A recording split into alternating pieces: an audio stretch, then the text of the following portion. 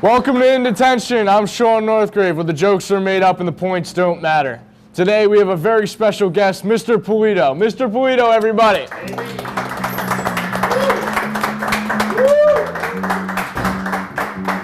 How's it going, Mr. Polito? Good, good. Nice to see you. How's your day been so far? I just started, so I guess it's okay. So it's perfect. Yes. Nothing's gone wrong yet. I haven't had a class yet, but nothing's gone wrong yet. Speaking of classes, you are a history teacher. Yes, I am. I want to know what you personally have learned from history. That history tends to repeat itself, and there are so many lessons that we could be learning that we don't. I think the current problems with Crimea and Russia and Ukraine, if people understood the history, I think they would understand the problems and maybe could avoid these issues. Do you want to expand on that just so the audience can really understand what you're saying? Okay, well, I mean, because there's a lot of Russian speakers that are in, I guess it's the eastern part of Ukraine and the Crimean region, and those people seem to want independence from Ukraine, want to join Russia.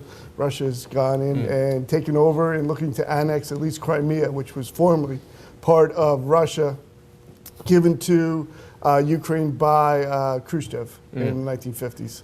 So now it seems like Russia wants it back. Thank you. There are rumors and whispers of a possible World War III. How likely of a scenario is that from your expert stance? I don't know if I'm an expert, but I think cooler heads will prevail. I think, we try to do things now as a country with diplomacy and economic sanctions against Russia. I mean, hopefully we will avoid that, obviously, because, I mean, that will be the last World War. Yeah, you won't have World War IV. World War III will be the last one. As Albert Einstein says, I don't know what World War III will be fought with, but World War IV will be fought with sticks and stones. Yes, I've heard that. Who do you relate to most in history? Like who do I, what person? Single person, maybe an empire if you believe. I guess I think Abraham Lincoln. I like reading about him. I've read some biographies, just to see what he's done and the issues he had to face and how he felt so unprepared for these issues and how he was never able to finish the job that was given that he had. I mean, he died. He was assassinated like a week after the peace treaty at Appomattox Courthouse was signed. So there's an American tragedy there. Yeah. Over the years, do you have a personal favorite student? Is there one that comes to mind? Besides Tom Dallahan? Besides Tom Dallahan? No. That's really it. Tom would be at the top, and then they're all just below that, usually way below that. But Tom is definitely the Tom Dallahan is, of course, our stage manager here. Now, you're friends with a lot of the teachers. Acquaintances. Friends is a strong word. I don't like to use friends with people like Mr. Meyer or Mr. Nariella. What is it like being acquaintances with those people then? It's really a drain on my time and my energy. I mean, Ms. Bellotti, that's a true friend. These guys are more like, I don't know, leeches on my time, constant bothering me, asking for my advice. But it's like I pick these guys and I ask every day why. I don't get much out of it. I think they get much more out of it than I get out of it. Being around both Nard and Meyer every day, yes, they do a lot of impressions of you. Have you ever seen either of them and try to impersonate you? Every day. It's called Every Day I Come to School.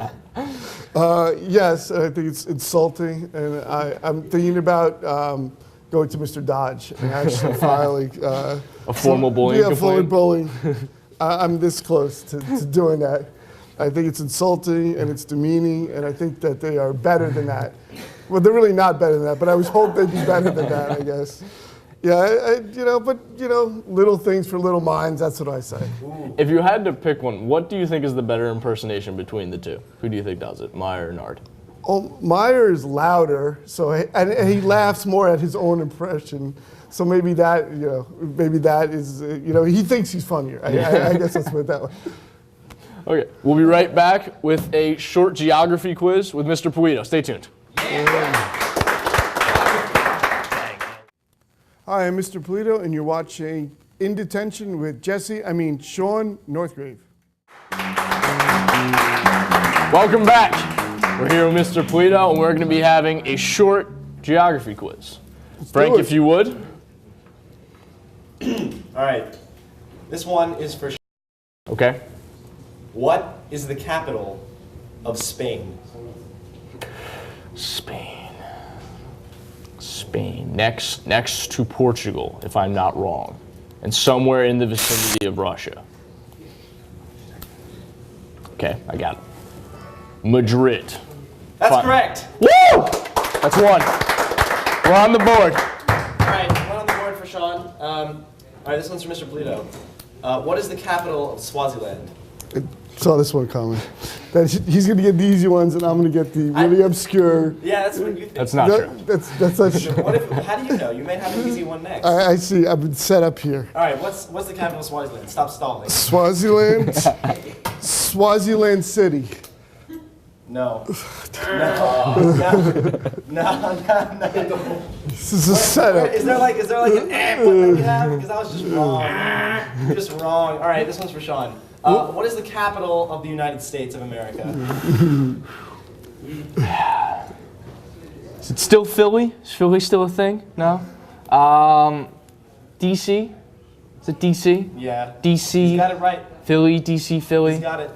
DC, final answer? Is that it? I said it's incomplete. It's not the full answer. I think that your opinion is not valid. Okay, next Is it question. Washington, D.C.? This one's for Polito.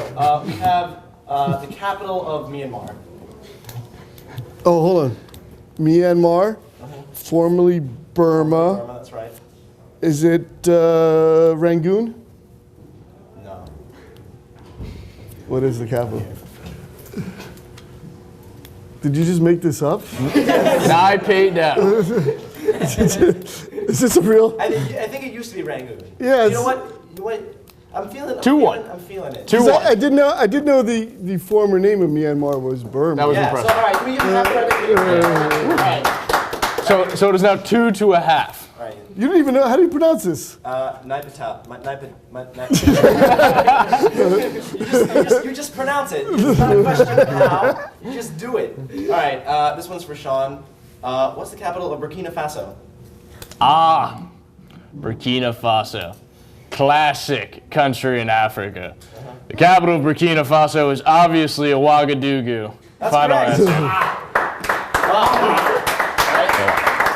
answer. No prior knowledge of these questions. Absolutely not. I also didn't take a Malk test yesterday on that exact capital. Because that's important to know the capital of that country. All right, the last one's for Polito.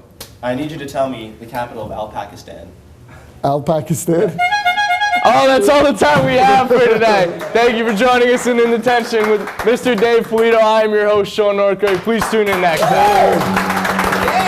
Thank you for coming out.